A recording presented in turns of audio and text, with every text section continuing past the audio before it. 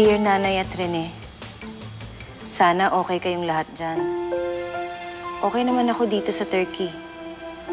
Nakakapagod kumayod, pero kailangan eh.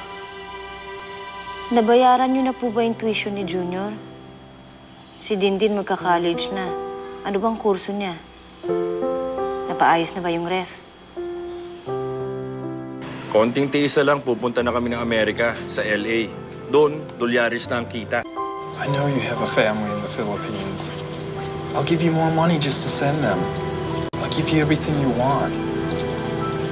Just be my wife. Will you be my wife, Luisa?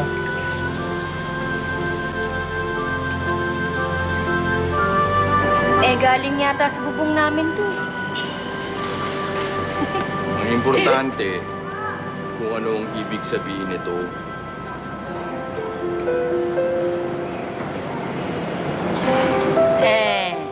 Hindi kasya. Eh di dito. O, ayan. Okay. Ngayong kasya na yan. Pwede ba? Doon na tayo sa You May Kiss the Bride.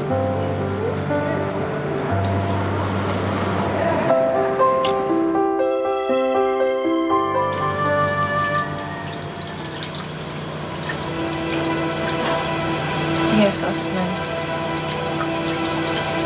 I'll marry you. Thank you.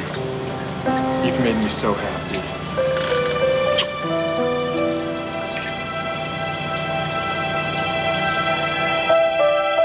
Masama ang tingin nila sa amin. Ni-reject ang husband ko.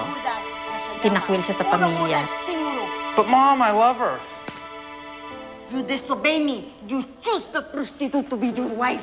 I'm not a prostitute. Get out of my house. Get out of my house. I'm pregnant. You have to get rid of that baby. No. It's against the law to have the bastard son. You have to get rid of that baby.